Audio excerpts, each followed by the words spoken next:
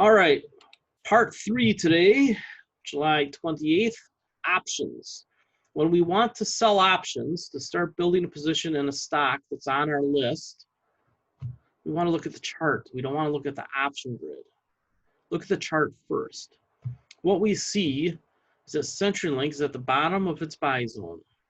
Therefore, we can sell an option, we can sell a put anywhere in this buy zone, depending on how much we want to accumulate this stock. If you want some premium, but not necessarily to have it put to you, have the stock put to you, sell a put near the bottom. Sell a $9 or $10 put for, out into the autumn, I think for sure, October, November, maybe even January. If you need the stock in your portfolio, then sell it at a higher price. Sell it at the top of the buy zone. Say a $15 put, and collect all that extra premium. And again, sell it a little bit further out, given that the market is likely to correct in the next several months. That's CenturyLink. What other stocks are near their buy prices? AT&T. So we could do the same thing with AT&T. We take a look at the buy zone and say it's right in the middle. So if I'm going to sell a put on AT&T, if I really need the stock put to me because I don't own any, then sell the put up here. It's more likely to get put to you, and you get more premium. If you don't really need it put to you, but you'd accept it if it was, then sell the lower put. Pretty straightforward. Anytime that the current price is close to the bottom fishing price, right, when this lights up, you ought to look. Now, H&R Block, I'm behind on my research, right, because I study all these companies, but I like the business model in general. So if you take the time to investigate H&R Block and you find that thing with the company that's going to value them more in the future that the market doesn't quite appreciate yet, I think go ahead and sell some puts on H&R Block. Kinder Morgan, we've talked about this company a lot. I think you just keep on selling puts on Kinder Morgan. Again, remember, really don't want more than 4% in your portfolio of any one stock. So if you're already at 4%,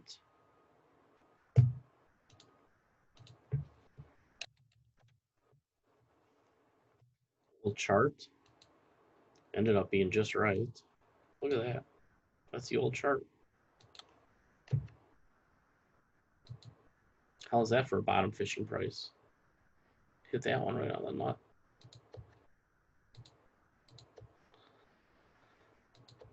So we take a look at the fibs and say, okay,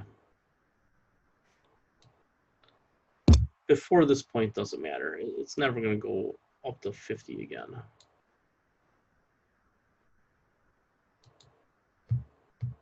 There's your retracement. Here comes your extension.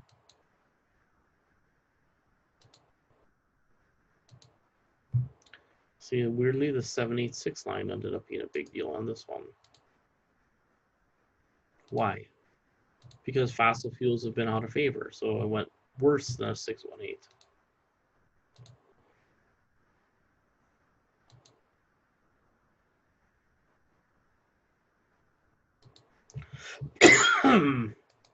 Test was negative.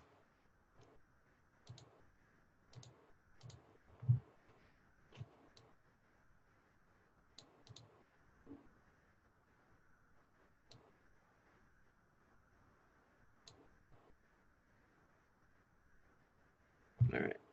So the last extension, I think, is going to be interesting. Stop here.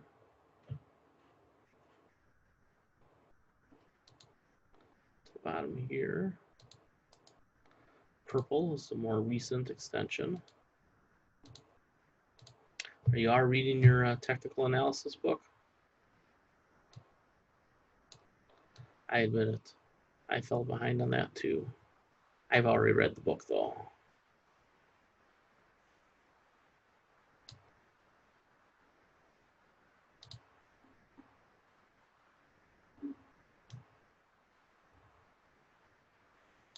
So where is the buy zone here? I think this one pretty much screams at you, doesn't it? Here to here is the buy zone. Multiple levels. Bottom.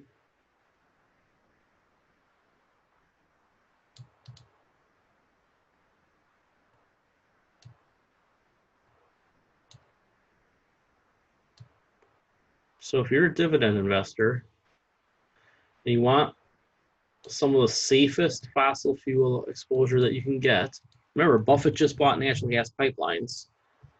You should be all over this one.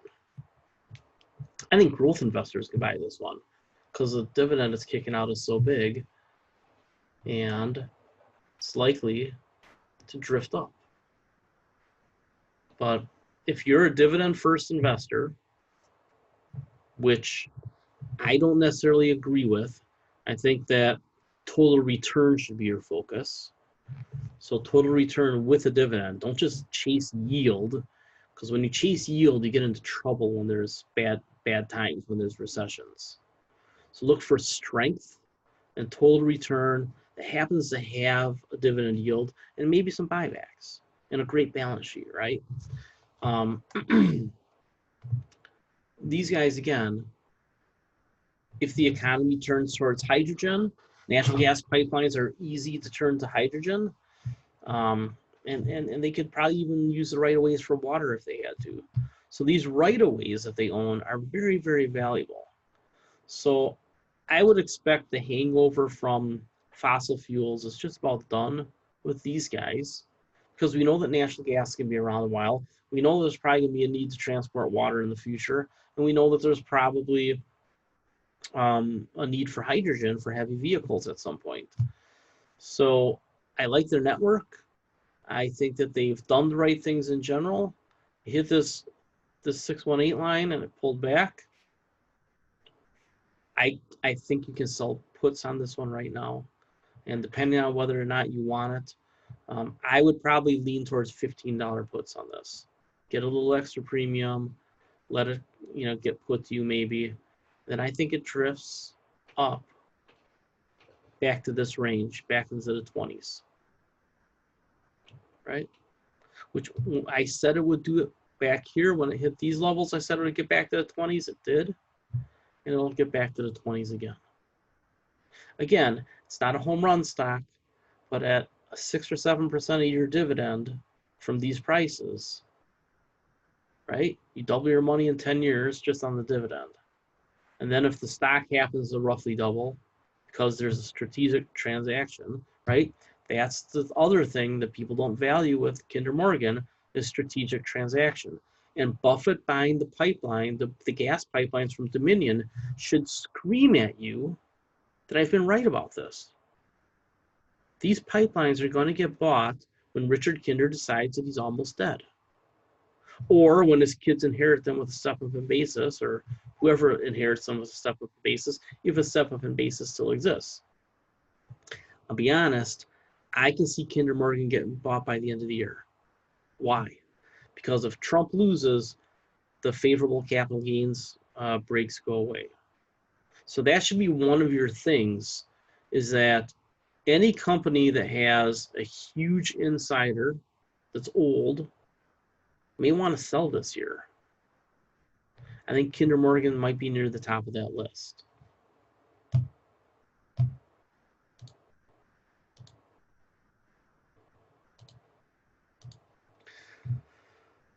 So who else do we have?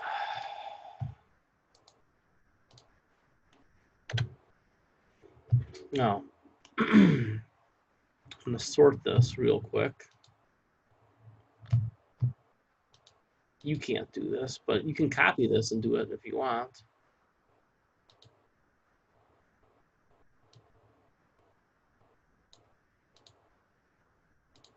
Right, you can copy these. So the stocks that are the most overvalued, right? You can write covered calls on if you own them. So if you own Square, but you don't want to, you don't want to sell it right now, you can write a covered call. Amazon, Enphase. I would write Enphase calls in the money, not out of the money. I wouldn't write, it's $60 a share right now. I'd probably write like a $50 or $45 covered call. Take the premium, let it get called away. And if it drops that much, you've got all that money in your pocket, right? So some of these stocks, and I'm constantly updating this, so it's usually pretty close. If you own some of these that are super overvalued, a lot of them, what does this represent? When it says 100% overvalued, what does that represent? That means that it can drop by 50%, right? It's double the price that it should be, or double the bottom fishing price anyway, right? The upper end of the buy zone is higher. So any of these, this is how you use this list. Any of these you can sell covered calls on. Right? Micron you can sell a covered call on right now, even though you want to own it later. Applied Materials, Amgen. SunPower maybe. I wouldn't, because it's got such huge explosive potential. And now you start getting into spots where you probably don't write any covered calls. But down here, you know, kind of right around 60-70% is where I think I stop writing covered calls. You know, Boeing.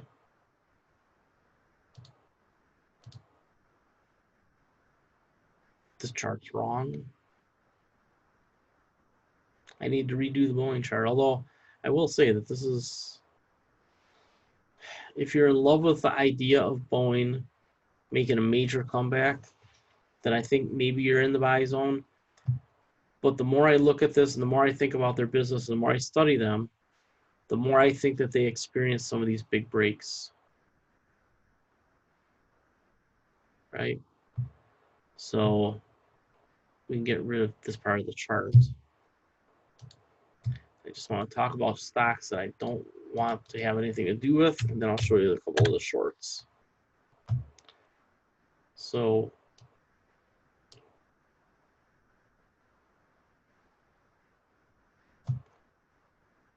I'm not so sure that I would buy this right now. I think it can go all the way back down here. More importantly,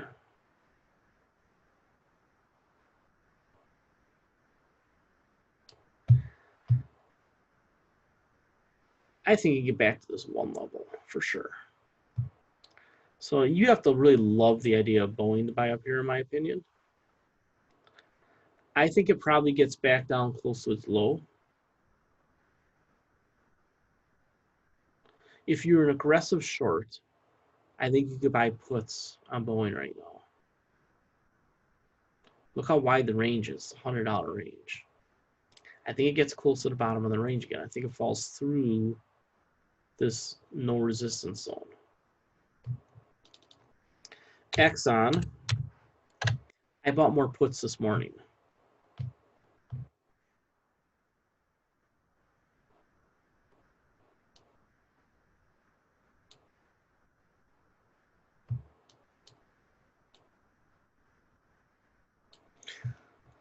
Exxon's never going to set an all-time high again. Ever. How far can it go down? I really think it can get down to $10 a share. They have earnings on the 31st. Nobody in the oil patch's earnings have been good. All right. So I think they have the bad earnings, and I think they get down to 30 pretty quick. So I've been buying the $40 August puts. I think it's going to happen that fast. If you want a little bit more safety, you could extend it, but I wouldn't pay for the time value right now. I would do the August $40 puts, and for 60 cents or whatever they are. And if you have to roll them out later on, you roll them out later on. But I think it's a cheap way if this hits the elevator and goes to 30 in the next month, which I think it can, and all of a sudden you've made 1,000%. So anyway, I really like the $40 August puts on this one. Some of the other stocks that I put on the short opportunities, I think Arcturus, right? It clearly could keep rallying if the rally continues. This is a pretty hunky-dory level here. I mean, it could come back down to here pretty quick. I don't know how much the options cost. I know the calls are bid up. I don't know if the puts are bid up. These guys too. Right? I wouldn't buy this stock unless it was in the 20s. It's 139 right now. So, any questions on options? Anything you want me to look at?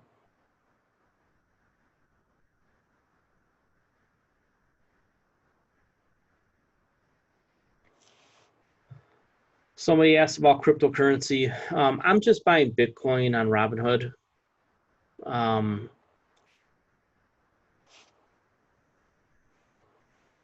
For now, I'm looking at some other cryptocurrencies. I'm trying to figure out where their business-to-business or peer-to-peer international and consumer applications are going to lead them. But Robinhood, if you want to see how it works, if you want to be able to look at their data without having to go to a third-party website, open a Robinhood account with $500, and every time, you know, the alerts hit on Bitcoin. Bitcoin, I think, gets into the 6,000s.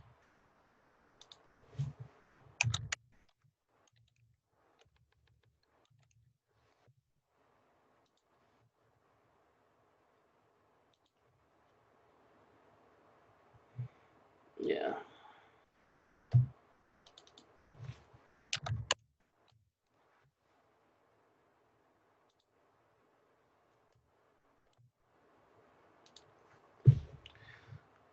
Is that right? Is it right at 10,000 right now?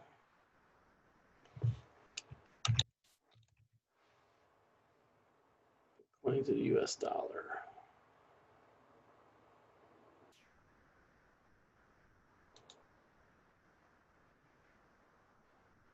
That looks like it's, yeah, that looks more right. I have to find the chart that I was using.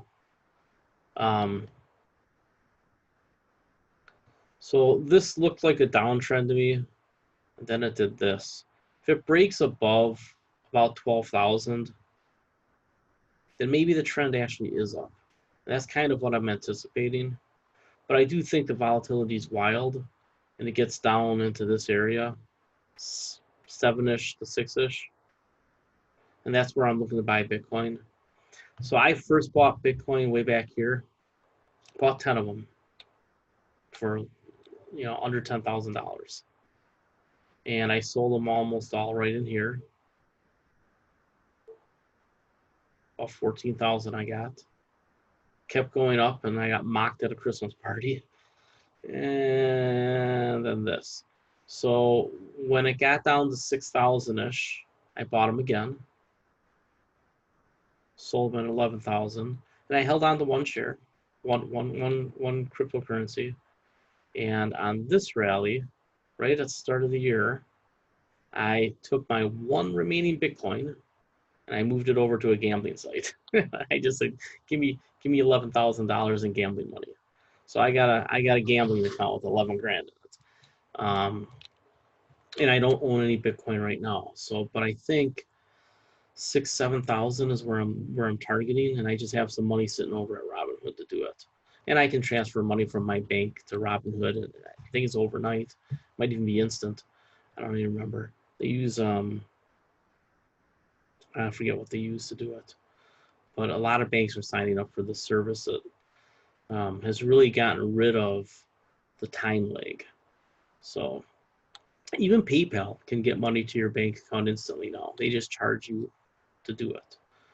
So again, I'll play with the charts on this one. I'm gonna go talk to a guy who I know who's like heavy into this, but 7,000-ish and a little bit below, I think is where you buy Bitcoin, because I don't think my $1,600 prediction actually plays out anymore. Unless the government comes in and blows it up. And if the government comes in and blows it up, run as quick as you can. I trust Robinhood. I mean, as much as any of them. They've all got data breaches. I mean, you can't do financial business without having your information stolen. Do a dark web search. Just Google dark web search. I think Google might even do it for you to see if you have email accounts that are being, on the dark web on lists.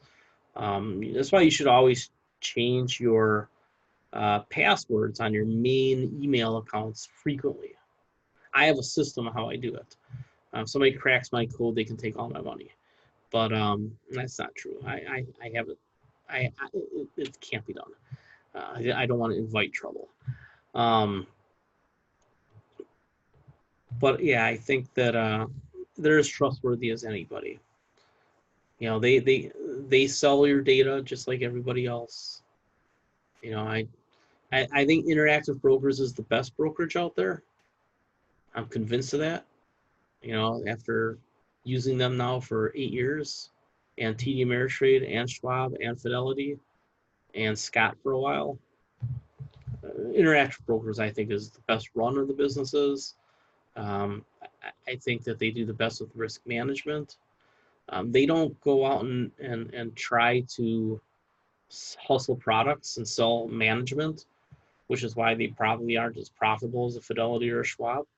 But I just think they run a better business for what they do. So if you need an online brokerage and you want algorithmic trading, if you want great charting, if you want alerts, Interactive Brokers was set up for hedge funds.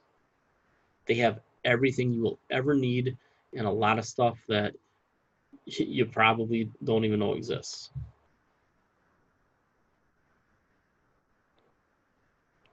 No, gimmicks. Stay away from gimmicks.